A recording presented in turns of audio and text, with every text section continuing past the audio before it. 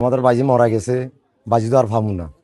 আমাদের সরকারের একটা দাবি, আমি সুষ্ঠু আমরা একটা বিচার চাই, ওইটা হচ্ছে আমাদের মেন। আর কোনো আমাদের মানে এখানে আর কি করুন, বাজি চলে গেছে, বাজি আর পাবো না।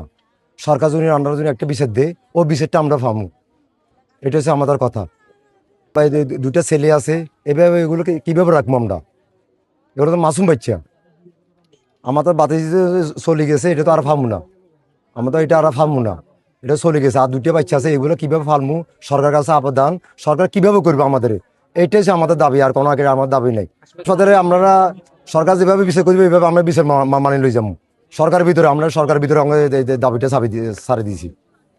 এটা আমার ভাইয়ের মেয়ে এই অসুস্থ থাকার কারণে এই হাসপাতালে নেওয়া গেছে। নেওয়ার পরে ওরা যে অমানবিক কাজ কারবার করছে, আমরা আপনাদের মাধ্যমে এই সরকারের কাছে আবেদন, যাতে দৃষ্টান্তমূলক একটা বিচার আমরা পাই।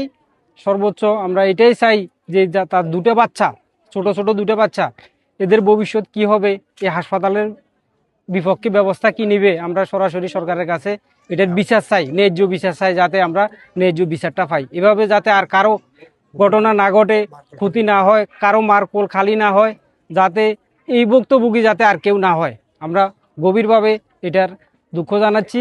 সর্বোচ্চ এটার ফাঁসি চাই আমরা, সর্বোচ্চ এটা ফাঁসি চাই আমরা। কারণ এর আগেও এই ডাক্তারে আরো রুগী মারছে, এর আগেও এই ডাক্তারে আরো রুগী মারছে, তারপরেও এই ডাক্তারকে এই হাসপাতালে কেন এন্ট্রি করা হলো? আমরা কেউ যাওয়ার আগে কিন্তু ওই ডাক্তার ওখান থেকে সরে গেছে, এবং কি ওই হাসপাতালে কর্মকর্তাগুলো ফালাই গেছে, ওইটারে সিলগারা করে দিছে। কেন সিলগারা করলো? আমরা ওই ডাক্তারকে ওইখানে হাজির না করা পর্যন্ত ওইটা সিলগারা করা উচিত হয় নাই। ওইটা প্রশাসনের দৃষ্টি আকর্ষণ করছে, রুগী বাইর করে দিছে সবগুলা। কেন রুগী বাইর করে দিল? এগুলো আমরা মাননীয় সরকারের কাছে সুষ্ঠু তদন্তের মাধ্যমে এটা একটা বিচার চাই, যাতে আমরা সুস্থ বিচারটা পাই।